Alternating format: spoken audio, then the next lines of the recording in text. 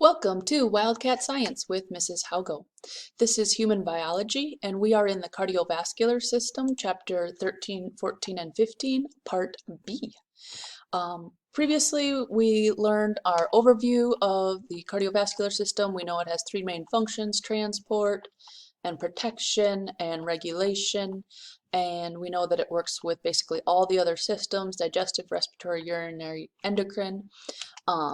We looked at Jim having a heart attack. We looked at the structure of the heart, how it's made into four different chambers: the right atrium, the right ventricle, the left atrium, the left ventricle, the septum. We looked at how the blood moves through the heart, and we know that oxygen-poor blood enters the right atrium, goes through the valve, goes to the right ventricle, goes to the lungs, picks up oxygen, gets rid of its CO2, goes back to the heart, gets pumped out through the aorta to the body, where it drops off oxygen, picks up CO2. And we talked a lot about that. And then we looked about what could possibly go wrong. We know that a heart attack is called a myocardial infarction, and that's the stoppage of blood flow to the heart itself because those coronary arteries are blocked. There's a couple of things that could happen. You could have damaged tissue. You could have fibrillation, which is like an episode of rapid uncontrolled heart contractions. Also, you could have death. And we talked about symptoms: severe chest pain, sweating, nausea. But what could you do to treat this? So you can do CPR, which you'll learn how to do as a senior, and then use the AED. The person could be given drugs. Thrombolytic are going to break up a thrombus, which is like a blood clot, and those dissolve blood clots. There could be surgery, several types of surgery. Angioplasty is one that might happen that reopens blood vessels. A coronary bypass is another type of surgery, and that is a graft where they actually take a blood vessel and bypass. They make like a little U to bypass the damaged blood vessel. So they just make a little extra bloop for the blood to go through. Also, you could implant an artificial pacemaker, and that will help maintain a normal heartbeat. So best off would be to prevent it and never have a heart attack in the first place. What could you do to prevent it?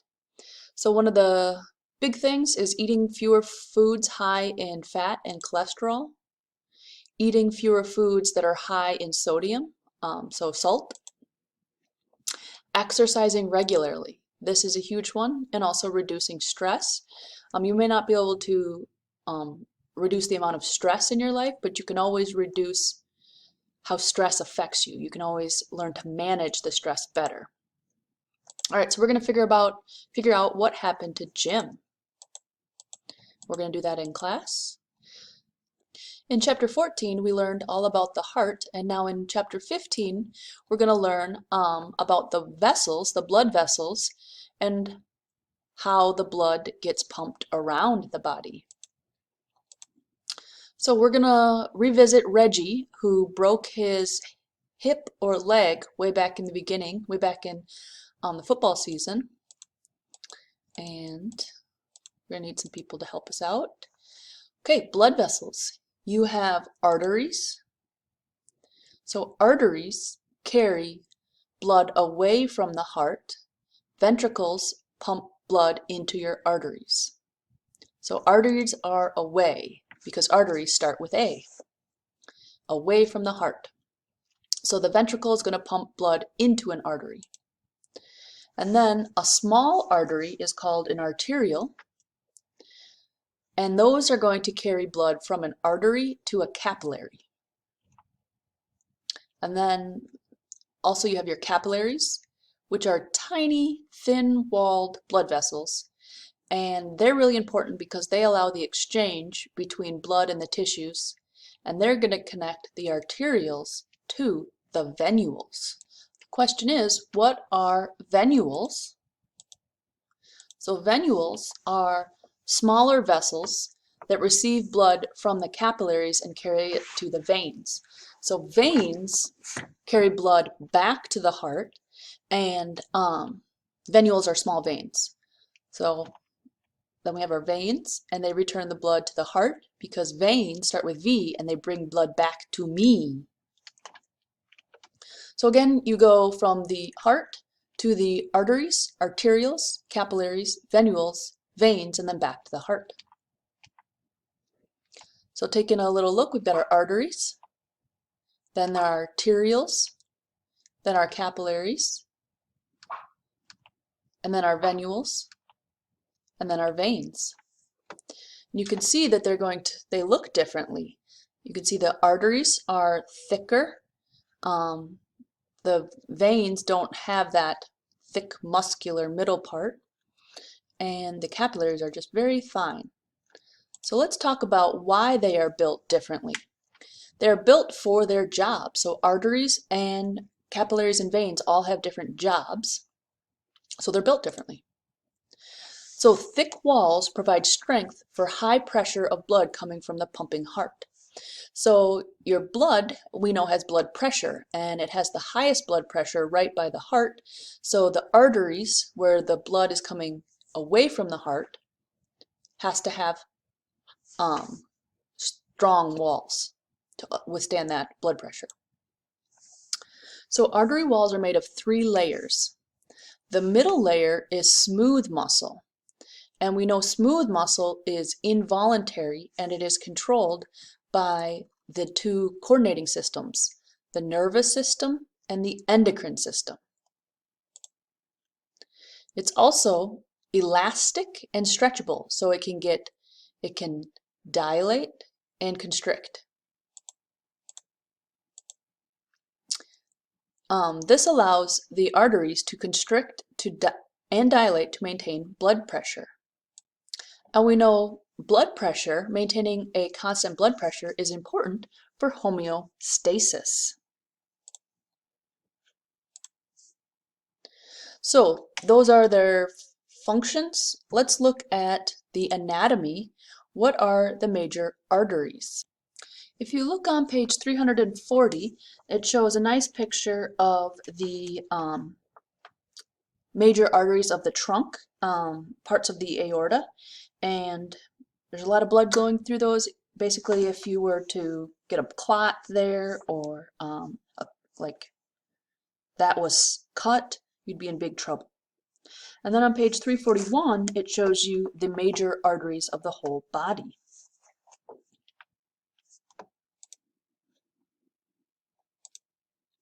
So I would say arguably the most important artery is the aorta. That is the largest blood vessel in the heart. It carries blood to the body. Another very important artery is the pulmonary artery. So it carries blood containing carbon dioxide from the heart to the lungs. So it's an artery because it carries blood away from the heart.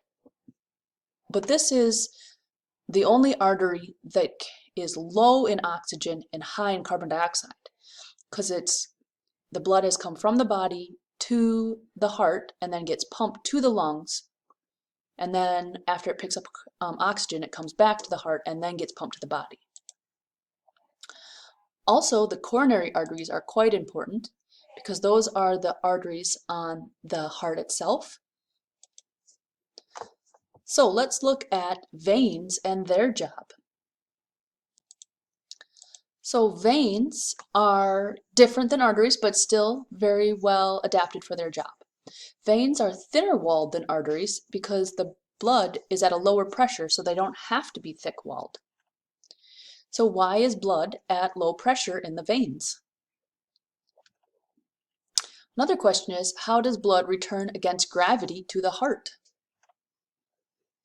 So muscles contract when we move and squeeze blood through the veins. So when you move, you're contracting muscles, and that actually squeezes the blood up through the veins. And you can see it has these valves, so the blood can't go back because these are one-way valves. Once it passes, it can't go back.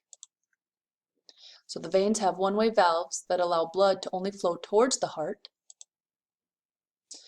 So some major veins I want you to know, looking on page 343 to 345. So looking on page 343, we see a lot of the major veins in the body, and they are colored blue. That's just historically how we designate them. Then on page 345, it shows you the major veins in the trunk and that large inferior vena cava coming up through your trunk. So the inferior vena cava returns blood from the body to the heart, and the superior vena cava returns the blood from the head and part of your shoulder to the heart. And then you have the pulmonary vein, which returns blood containing oxygen from your lungs to your heart. So after it goes through the inferior vena cava, the superior vena cava goes through the heart, gets pumped to the lungs, then it comes back before getting pumped to the rest of the body, and it comes back through the pulmonary vein. So this is the only vein where you'd have blood-rich, oxygen-rich blood coming back to the heart in a vein. So looking at our major arteries and veins, we can see here we have the superior and inferior vena cava, and then blood gets pumped out through the pulmonary artery to the lungs, and then it comes back through the pulmonary vein to the heart, and then gets pumped out through the aorta to the whole body. Coming over here, we have a picture of our coronary arteries that nourish the heart itself.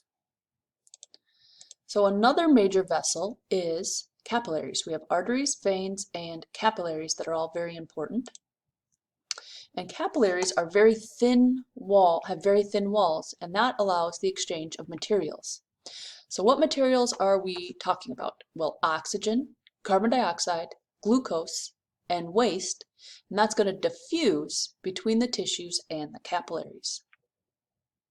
This happens at the start of the capillary bed by the arterioles. So we know we go from arteries to arterioles to capillaries. And how does this happen? Let's talk about the logistics of it a little bit.